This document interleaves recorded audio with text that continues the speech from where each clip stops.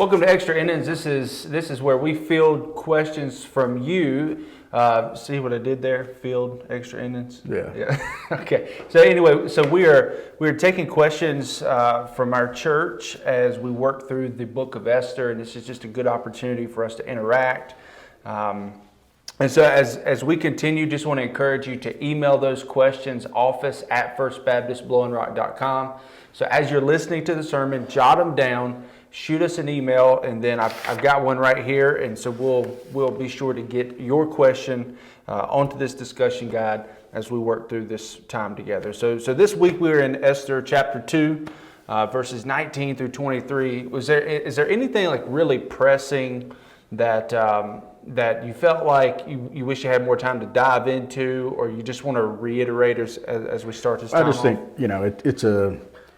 it's a short little story, but it's an important story for the overall theme. And we kind of in the message Sunday went down the rabbit hole of free will versus God's sovereignty. And there's just no way, and even though the sermon was long, there's just no way to kind of answer those questions on where do you find. And the key is to remember balance. It's not either or. It's not God's in total control and you have no control, or you're in total control and God is passive.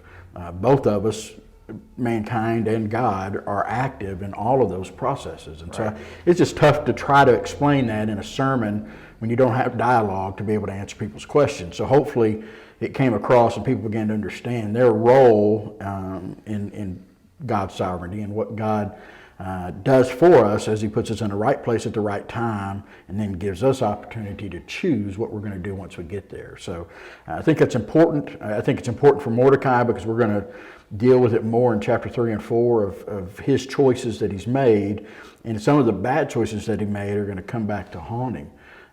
And so it'd be interesting to see what happens there. Yes, it says your sin will find you out. Yeah, it's just, it kind of comes and back even around. if it seems like an innocent sin, the idea of him not telling that he was Jewish and having Esther hide that she was Jewish, which you would think that he's doing it for his own protection. He's in a hostile environment. He's doing it to protect himself and his cousin, but it's still a sin. And it's a sin that's probably going to make what happens in chapter 3 and 4 even worse. I think if those elements, Haman, were introduced to Haman in chapter 3, and if Haman would have known that Esther, who is the king's wife, the queen, his favorite, was actually part of the Jewish people, nationality, then it might have changed some of his decision-making process. Well, actually, that's a really good segue into the first question that we have here. Is there's this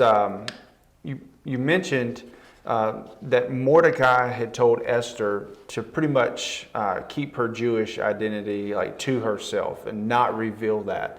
Is there a particular reason why? Was there anti-Semitism in that culture? I mean, it seems like he had a pretty high job, and so why would that have played a role? I think, and they repeat it in our passage. We learned that earlier in chapter 2, but here in chapter 2, at the end, in our passage this week in verse 20, we get that little segue where the writer throws it in again that Mordecai had instructed Hadassah to not tell her nationality. And so they're, and we have to realize that they are living in a hostile culture, the Persian Empire, that because of that, the Persian Empire brought all of these people into their territory, and then they sent them back out to, as kind of a diaspora, to go back to their homes, which happened to the Jewish people under, Zerubbabel, and it's been 12 years or so when Ezra's taken a group back. And so, but these Jewish people that have stayed there, they've taken jobs. They have,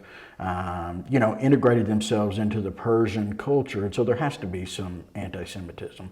Remember that many of the people that they're living with from that area, at one time or another, that Israel had defeated those people and wiped out some of those tribes. And you've got the Amalekites and the Edomites and all these other groups that eventually the Babylonians and then the Persians came along and captured at the same time they did Jerusalem.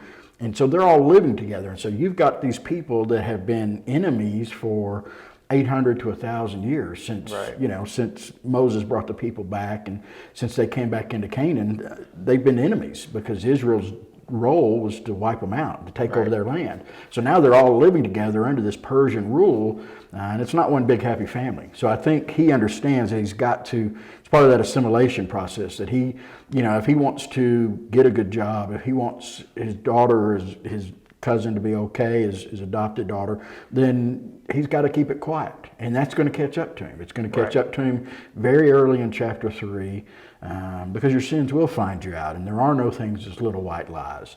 And I think, we don't know his motivation because of anti-Semitism. I think more than anything, it was probably a choice of assimilation.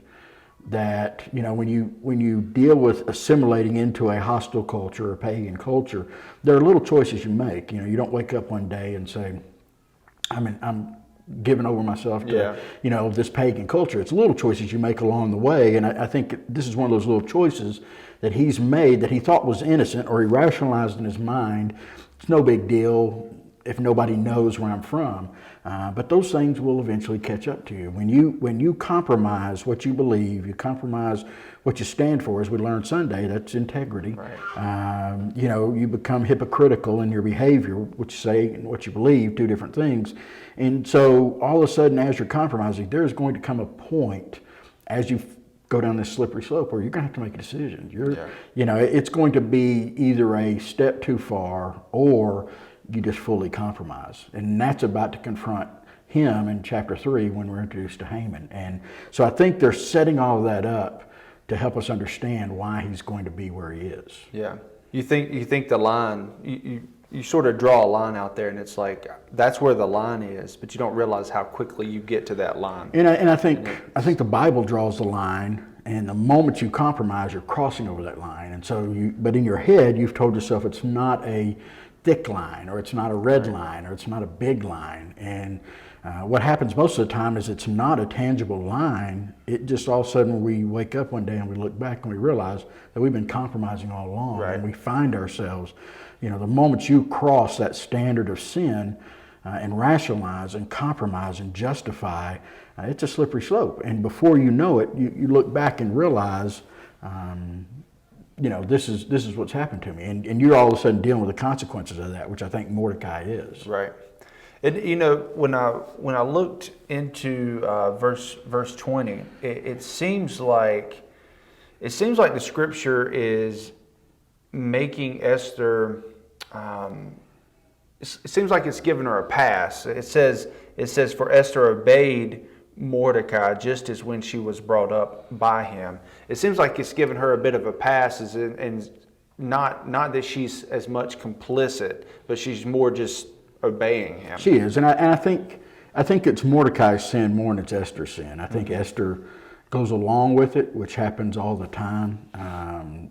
She's probably 15 years old, maybe 15, 16, and so she's still under the authority of Mordecai, and so she is submitting to his authority, which plays a role in how much influence our parents or our guardians have on our lives. And so I think there is some of that, because when she does have a chance, it's kind of how we rationalize it in our head. Since she's not asked, we don't have anything in chapter 1 and 2 where somebody comes up to her and says, "What is your nationality?" And so she rationalizes in her head that sin of omission. Well, if I don't tell anybody, then it's not really wrong. And so I think we've seen that, but she does step up when it comes time. We learn in chapter 4, she not only steps up for herself but her people.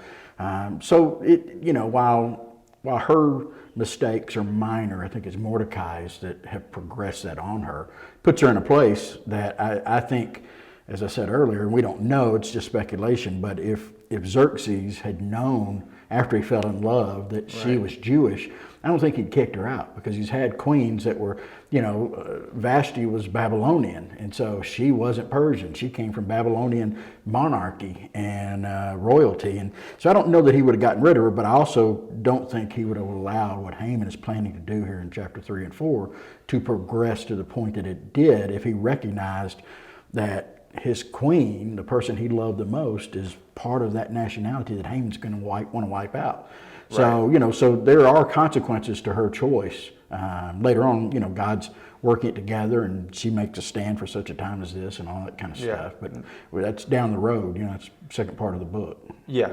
It comes quick in the book, but to her, that would have been dragged. I mean, Well, it would have been just the process, incredible. I mean, it tells us, and, what chapter 3 takes place in about a year and a half time. Yeah. So, I mean, from the time that Haman and Mordecai meet, and Haman, decides he wants to wipe out this people group, and we're going to talk about that Sunday. Why? We're going to talk about anti-Semitism and this idea behind wiping out Israel and the Jewish people. That's about a year and a half to start of chapter 3 to the end of chapter 3. So yeah, she's dealing with that, and then you have her. Like I said, I want to jump ahead. They have Mordecai going to her, and they come up with a plan. Right. That's another 6 months.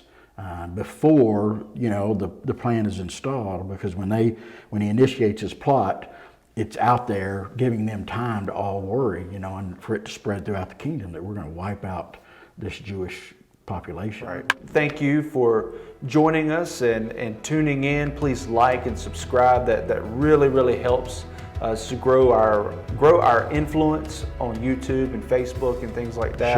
Share it with other people, and I want to encourage you to tune in Sunday and watch, or join it next week sometime on our YouTube or Facebook, any of our platforms, because we are going to get into the meat of chapter 3, which we will begin to draw parallels between what happened in Haman's time and Mordecai's time in the Persian Empire and what's happening today. It doesn't take a rocket scientist to lay the two things side by side and say there are some very clear similarities between what's happening as the church in a pagan culture and the confrontations that we are facing, that we will face, versus what happened to the Israelites in the Persian Empire here under Haman's rule. So join us. I think it'll bless you. And then send a question, send your things in if you have them. All right, you guys take care. We'll see you next time.